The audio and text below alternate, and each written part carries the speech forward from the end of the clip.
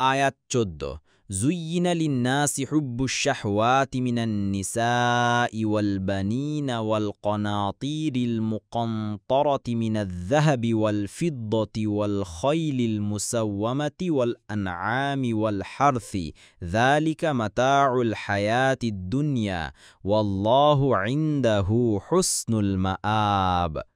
অনুবাদ: নারী, সন্তান, সোনারূপার স্তূপ, বাছাই করা ঘোড়া, গবাদি পশু এবং ক্ষেত খামারের প্রতি আসক্তি মানুষের নিকট সুশোভিত করা হয়েছে। এসব দুনিয়ার জীবনের ভোগ্য বস্তু, আর আল্লাহ তারই নিকট রয়েছে উত্তম প্রত্যাবর্তনস্থল। তাফসির ১ নং ফুটনোটের বিবরণ। আয়াতের সারমর্ম এই যে, আল্লাহ তাআলা মানুষের মনে এসব বস্তুর প্রতি স্বভাবগতভাবেই আকর্ষণ সৃষ্টি করে দিয়েছেন। এর মাধ্যমে তাদের পরীক্ষা নেওয়া হয়ে থাকে যে কে এগুলোর আকর্ষণে মত্ত হয়ে আখেরাতকে ভুলে যায় এবং কে এসবের আসল স্বরূপ ও ধ্বংসশীল হবার বিষয় অবগত হয়ে শুধু যতটুকু প্রয়োজন ততটুকু অর্জনে সচেষ্ট হয় ও আখেরাতের কল্যাণ আহরণের লক্ষ্যে তার সুচারু ব্যবহার করে।